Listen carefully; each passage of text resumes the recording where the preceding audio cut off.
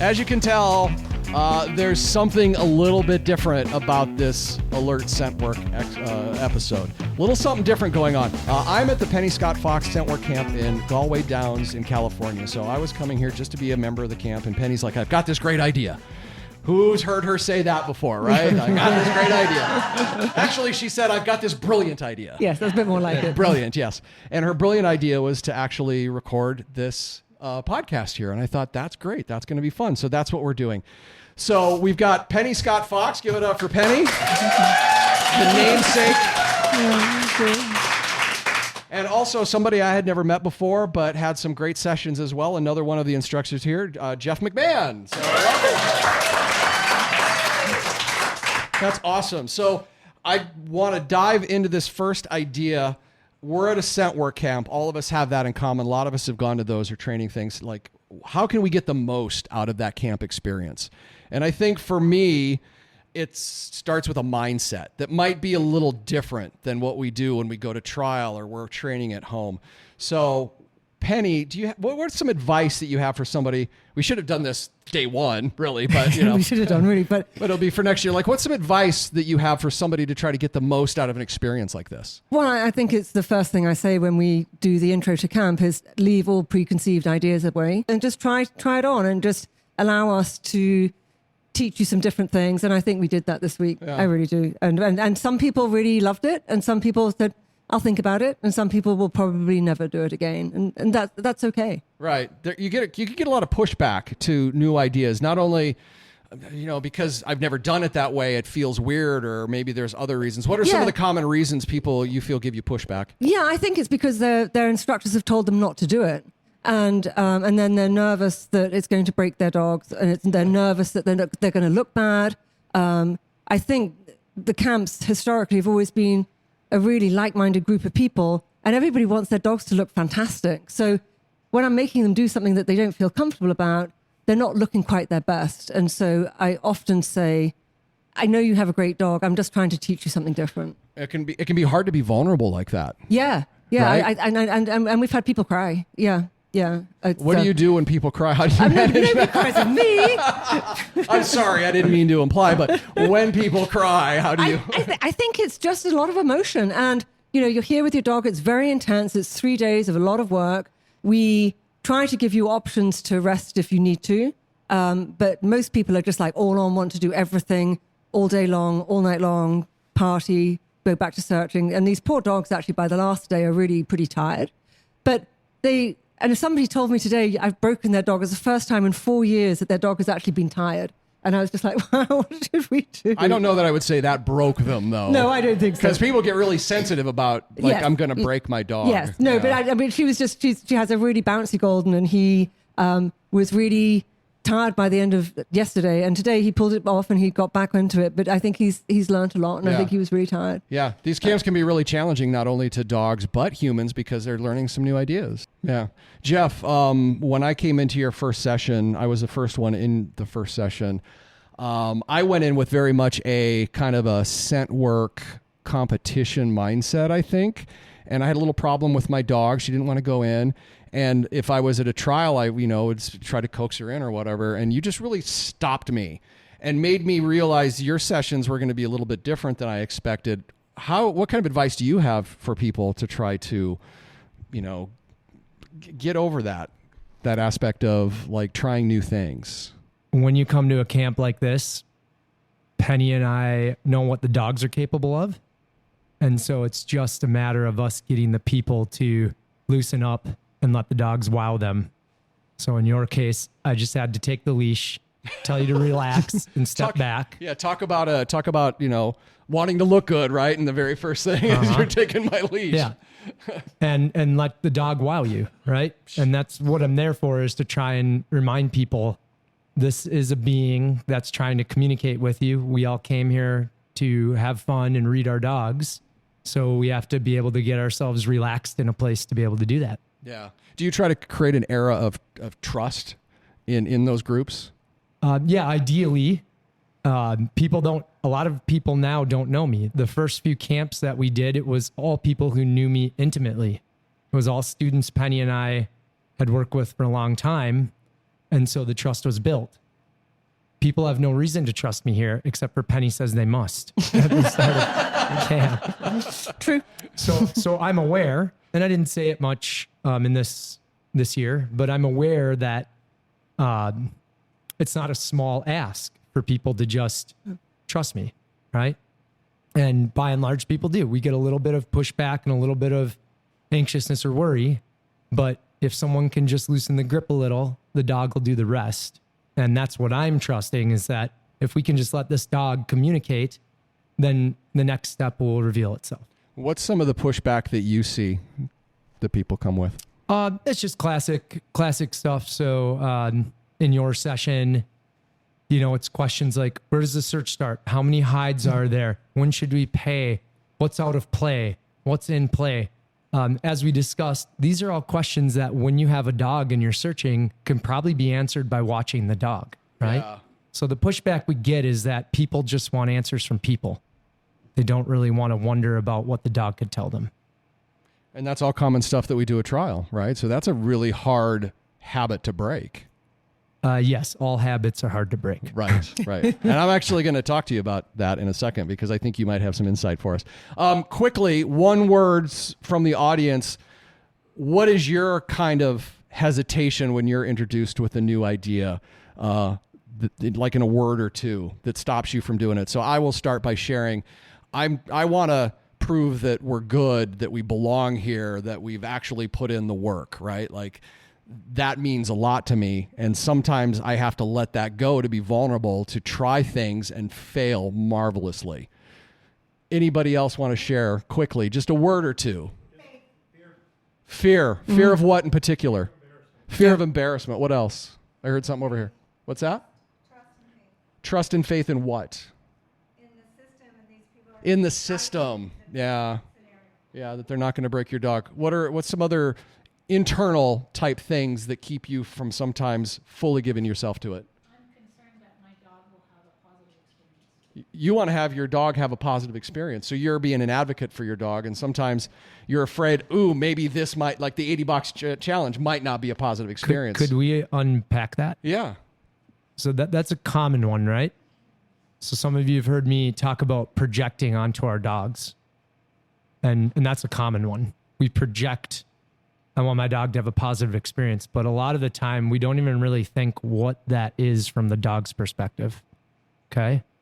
So like, for example, if you're just watching a dog be a dog, they do a whole lot of stuff that in this context, you're going to say is not positive, but I'm betting it's positive to them because they're choosing to do it. Right. That's a good point. So that's the place we start from. And then from there, we turn inward and say, what am I really saying? That I want to have a positive experience with my dog, right? Is that possibly a little more correct, that both of you want a positive experience with your dog? And if we connect with that, then you're being a little more honest, and now you can ask of your dog if they will invite you into their experience so that the two of you can enjoy something you would both consider positive. Jeff, incorporating new stuff, you come to something like this and you get so many ideas, and then maybe it's time to go back home and you want to start to incorporate it. Or even during the sessions, like I was trying to incorporate stuff, and I find that really hard because we're habitual creatures. We go up to that start line and all of a sudden all that stuff fades away unless we're conscientious about it. What are some thoughts about breaking those habits to try to incorporate new practices? Well, I'd turn the question back on you because you have been trying some of this stuff. How has it felt to try it, and what do you think it's going to take to stick with something or to maybe modify it and make it your own? Fair. In a search this morning, I had to sit down for 5 minutes. I had to pull my notebook out, and I have to go, all right, what do I normally do? What do I want to do? And is there some sort of a trigger when I get there that I'm going to go, all right, wait, let's interrupt this old habit and try to start a new habit? That's what I do. Yeah, that's honestly, that's one of the first steps. You have to have self-awareness, or you have to have a friend who says, oh, you said you didn't want to do that, right? Because that's the first step is, I'm doing something I said I didn't want to do. Well, what do I want to do in its place? right? Got it. And sometimes I think the other thing that I find I do is if I don't do it the way I wanted to, then I get really down on myself. Like we all got to give ourselves some grace too, because doing new things is hard. And maybe you don't remember until halfway through an exercise or a search, right? And that's cool, right? Yeah. That is a step in the positive direction. But sometimes we're like, oh, I didn't do it, right? Well, and you know, a couple of little phrases we threw out in some of the sessions, you know, trade expectation for appreciation. These sound, you know, glib, but it is a mindset. If you keep reminding yourself, expectations can only lead you to feel like you failed, right? Because even if you meet the expectation, you're just going to set a higher one next, right? And so appreciation gives you the grace to be in situations and just handle them as they come. And then the other one would be the Rumi line, you know, there's a field beyond right and wrong. I will meet you there. What did we say about most of us that we're left-brained? We're type A personalities. We don't need to be right, but my God, we can't be wrong, right? Yeah. And those aren't my words. Those come from other people, but they resonate and maybe resonate with a lot of you. So if you can keep in your mind that right and wrong, you know, expectations, those are not helpful. Never, right? That's a good step. Good starting point. Penny, thoughts on what we've just discussed, or we could dive back into this idea of what's some advice you would give to somebody. I come up to you afterwards and I'm like, thank you so much. This has been just a transformational experience, all the exercises. How do I incorporate this now without getting overwhelmed, or how do I just incorporate it in general? Well, that's a lot of questions. It is a lot of questions. So I broke the interviewing rules there, but I'm giving you free reign. Thank you. So one of the things that I love about camp is how different Jeff and I are, and that we present and we push you, the people, in different ways to learn. So I compete a lot. I'm very competitive, so I'm always trying to push the teams to be better and to try and learn maybe how I do something and whether that makes them more successful or not. Whereas Jeff is very sort of surreal and on a completely different planet to me. Is it a nice planet at least? Yeah, I don't know. That's good. And so that's what I love, is that there's such a range of experiences between us, and yet we get very different results, and everyone's happy because they get different things from both of us. And I never worry about what I'm going to teach at camp. I always I test it out on my Wednesday class normally to see if it's going to work, or if it's going to be horrendously embarrassing for somebody, or if the teams are going to learn something and it's going to be useful. And if it's not useful, but it looks fun, then I don't really get too upset about that. And I think that's the key, is that we're so different, and that, you know, they get all this philosophy stuff from Jeff, and I'm just here for the dog. Yeah. You know? So and we've had some fantastic dogs, and I love watching the dogs, and I love.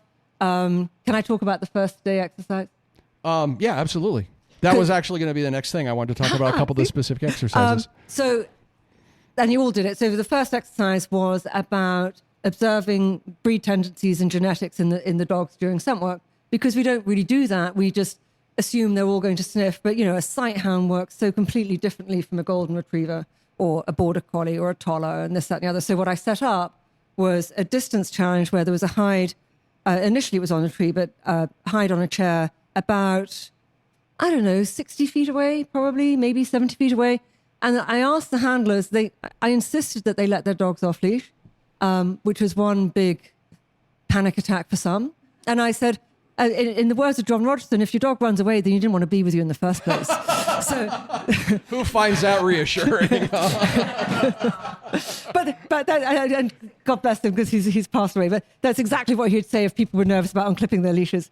And I kind of agree with him. I said to people, I'll give you a caveat. If you really, really are going to have a heart attack because we're going to unclip the leash, then use a long line. And a couple of people did in the previous camp, not this camp actually.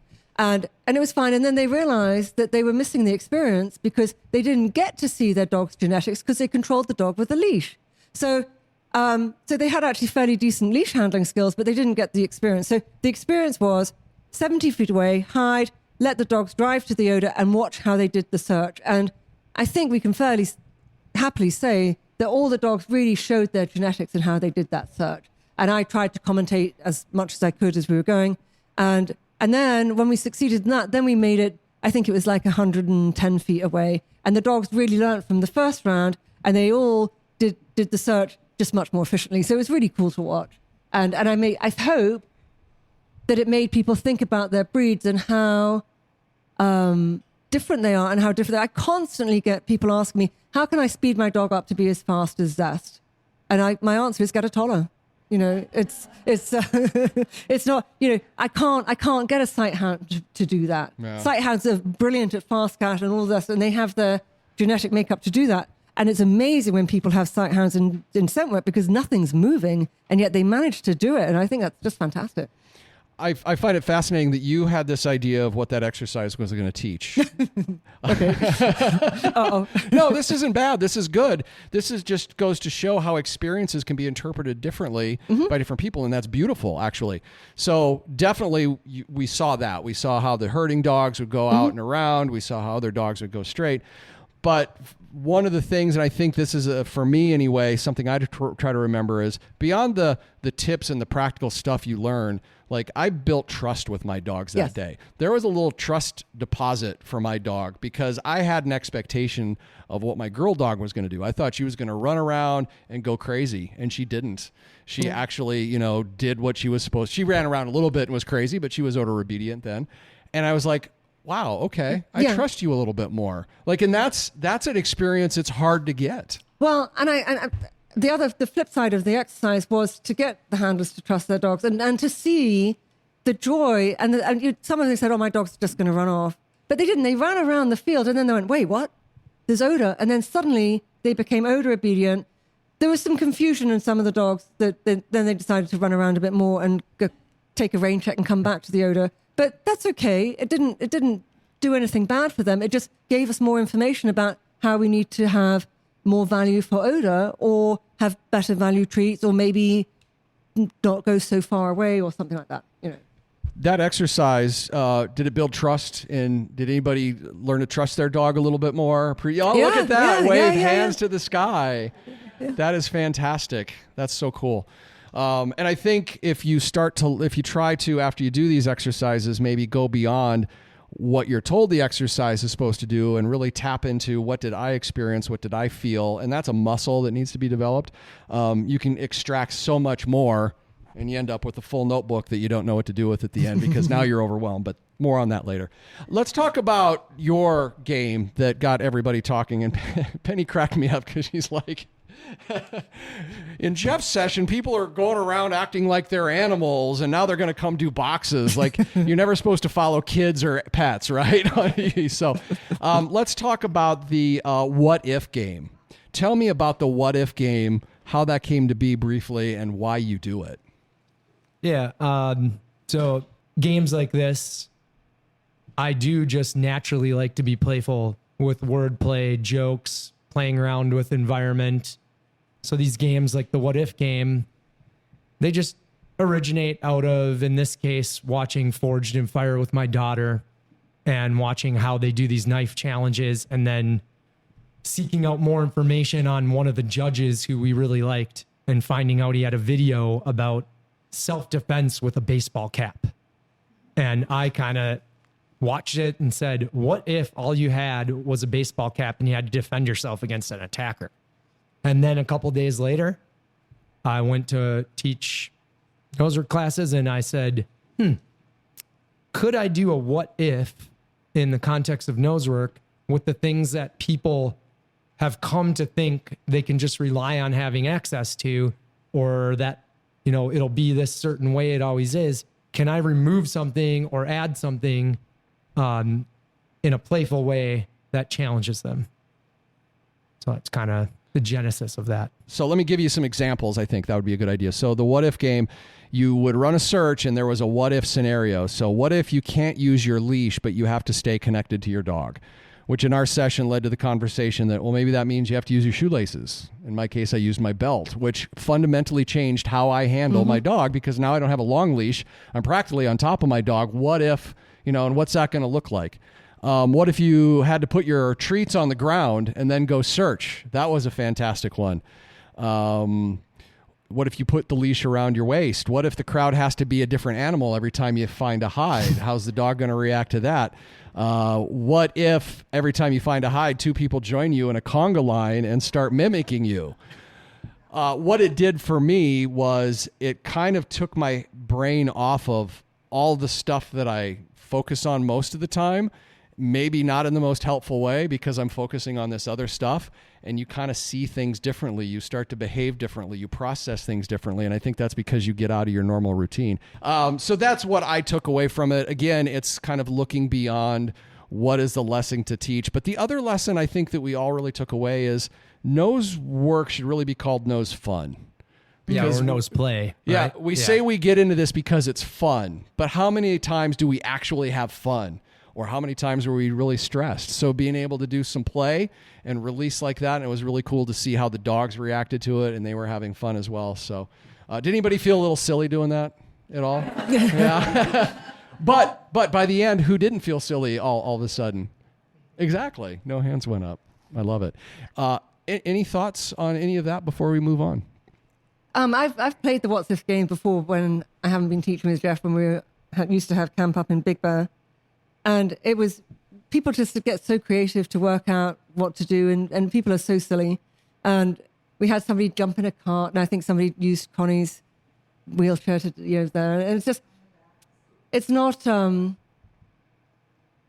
that I would do because I wouldn't be able to come up with enough scenarios. They'd be too serious. So I'm really pleased that Jeff can make everybody smile and stuff, and have them be able to get out of their comfort zone, because I think that's really what it is. Yeah. And Dee's waving.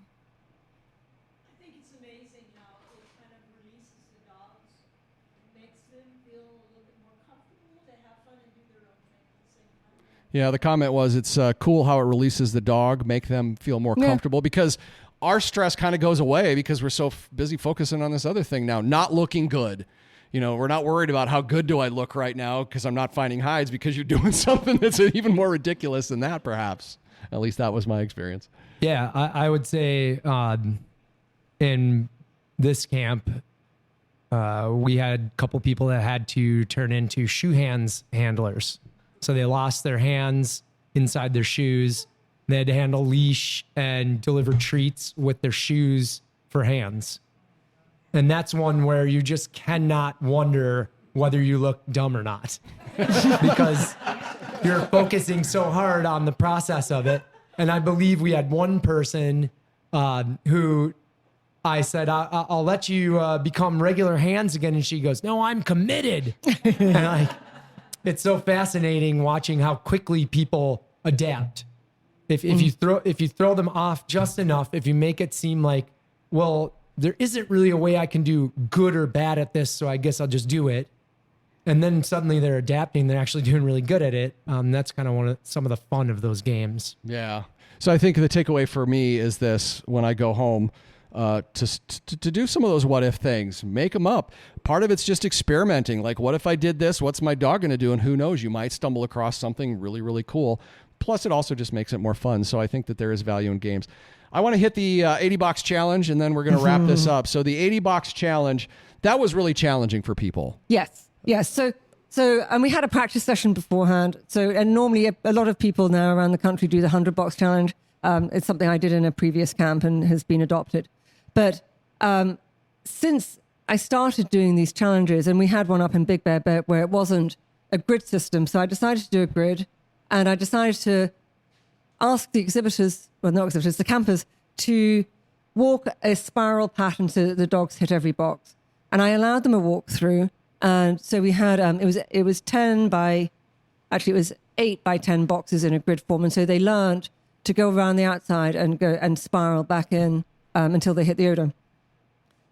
And keep their dog on that pattern. And keep the dog on the path. And it's a trained skill, which I do for containers if it's a grid pattern. I've always done it. And it's far faster than doing an S shape back and forth. So, and you all know that I'm very competitive. So I'm always trying to find what's faster or more efficient. It doesn't have to be necessary. It just has to be more efficient and clear to my dog on what I want. So we did it, and people did really well in the end. Today was very challenging. There was only 4 hides out, and they had 3 minutes to find them. And I changed the rules a bit and allowed them to have a couple of falses. So then people relaxed a little bit because they knew that if they made a mistake, it wasn't over. And, this is camp. I don't want you to feel bad because it's over because your dog falses or it hits a box next to the box. And we had pretty extreme conditions. It was up in the mid-90s by the time we finished the last round. And so the dogs did great and the handlers did great. And I was very lucky to have somebody run one of my dogs who it proved that she was trained to do it because she made the turns on her own. The handler didn't make the turns. She stuck with her, which was great. But Zesty made the turns on her own. And it just, for the group that saw that, I was really happy that you were able to see that that's what happened and that the training was really there. Beyond the learning the pattern that is more efficient, we talk about the lessons that are inside the lessons, and I'm asking you to do a difficult thing, getting into other people's heads, but what do you think some of the other things people learn from that exercise? Well, my biggest hope is that they understand that the best part about scent work is being a teammate, and that by forcing them to be under control with their dog, I force them to be a teammate instead of it just being the dog running the search. And, there's so much information out there about dog-driven searches and this, that, and the other. And that's certainly an option and a philosophy. I personally like to be really connected to my dogs so that we're a team. And I've talked in the past about, in the Avatar movies where they plug into their animal. And I feel that that's what the leash is for me and my dogs. And we're very connected. I can feel the changes in minuscule changes in behavior as we're searching. And I love it. And that's what makes it all worth my while. Yeah. For my experience, my girl dog, again, built a little bit more trust. Oh, she's great. And forcing her, like she first charged off really super fast. And I was committed that we're going to do this pattern. So I took her back and we went back to the beginning. And after a while, she actually slowed down into a nice methodical search. And I was afraid I was going to break my dogs. I was afraid that if I don't let them go to odor when they catch odor, because that's what I traditionally do. But I don't think it did. No. Yeah. And to be honest, and certainly my students know this enough about me, and I think I'd do it in camp. If there was something that went horribly wrong, I would do a recovery search for the dog. And we had a couple of people whose dogs really didn't like the control. And so there was going to be no learning there. They were fighting it the whole time. And so we just let them do it on their own, and go from box to box to box and jump around the place. Was nowhere near as efficient. But I'm not going to, these are young dogs, and I suggested some exercises for them to do to make it better in the future, but they weren't ready to do it then. Yeah. And so nobody got broken, and I think the people who that occurred to, I think they were happy that I was willing to just like back off a little bit and change the parameters. I'm not going to make, people pay to come here. I'm going to try and make them have a good experience if I can.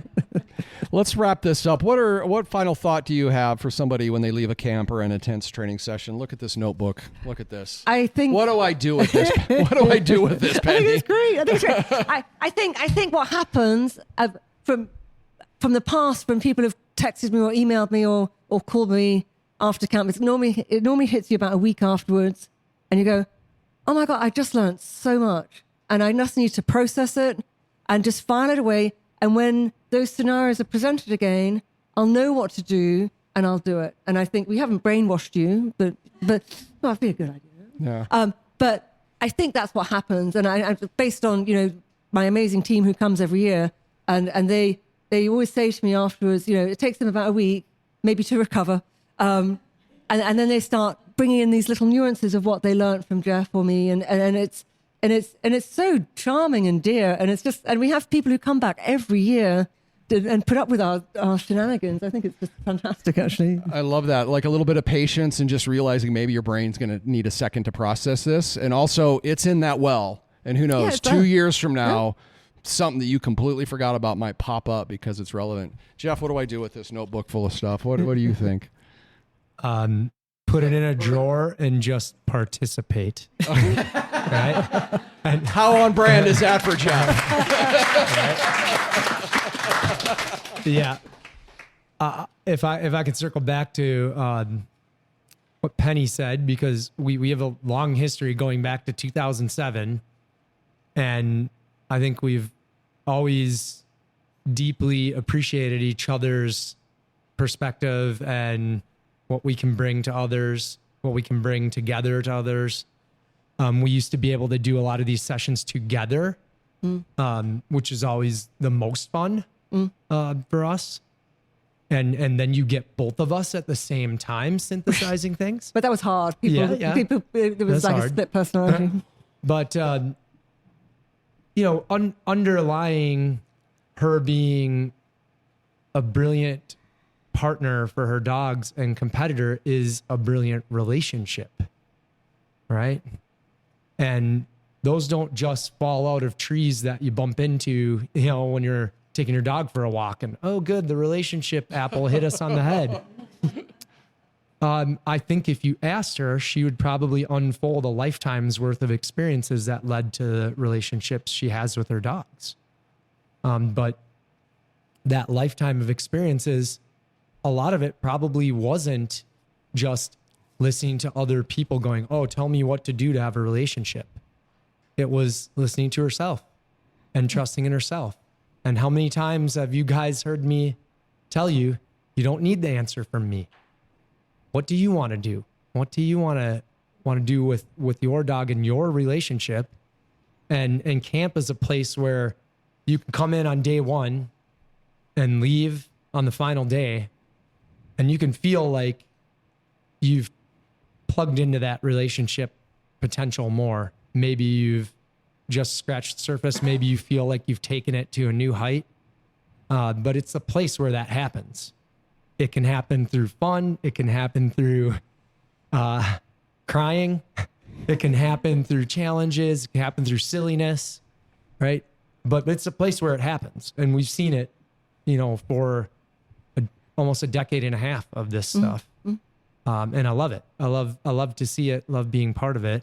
So, to me, I think you're walking away with everything you need, which is you and your dog, right?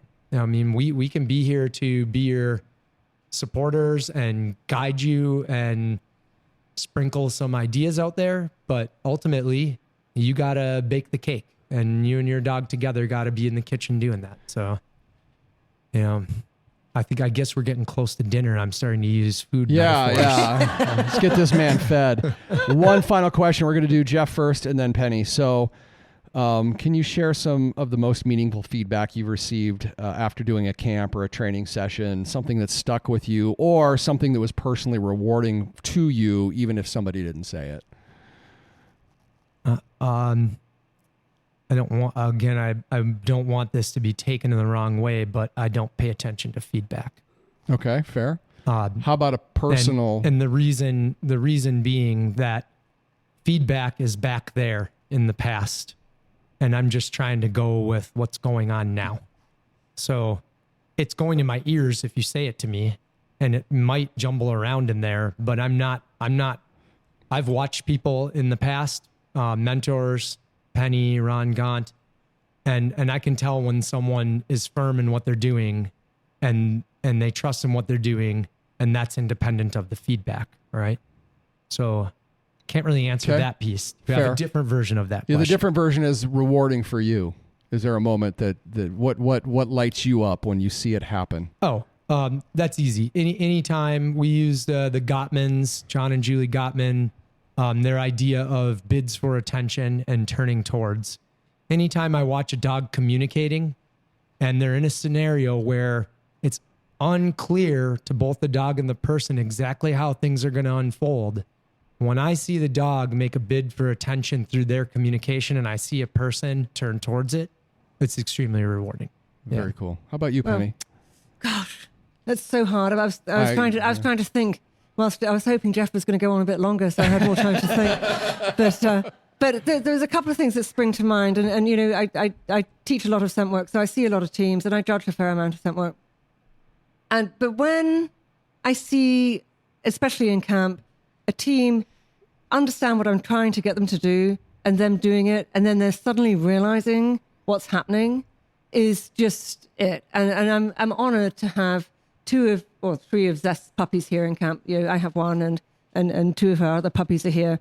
And everybody, because I said, those puppies are just like Zest. And it just makes me think, oh, wow, there really does something. And they really had both of the other puppies, not mine, had real big breakthroughs in camp this this week, and it was really, really amazing to see because it was so very personal.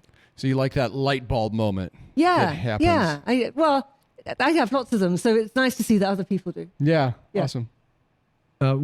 What are you taking away? What's Yeah, your that's a good what's one. your Careful. take? Oh man, like I said, I've got the notebook here, and like we discussed, it might take a couple weeks to process.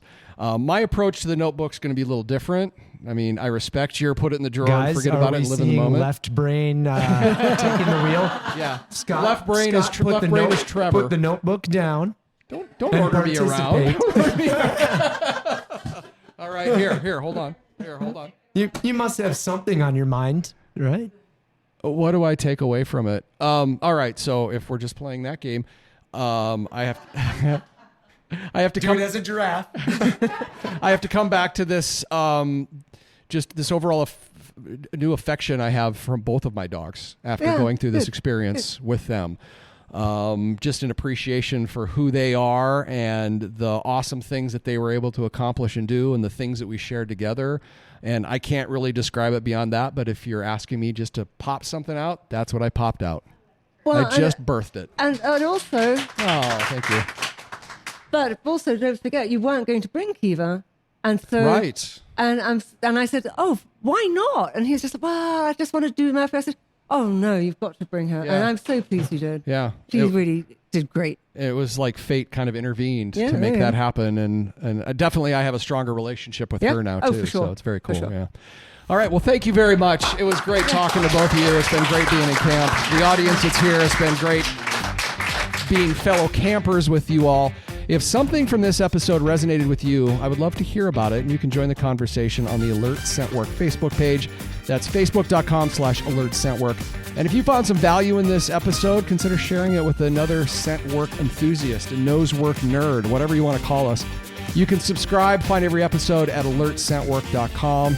And for Murphy, Kiva, myself, and the two of you, you can say goodbye. Thank you for listening to Alert Scentwork. Thank you, everybody. It was super fun. Thank you very much.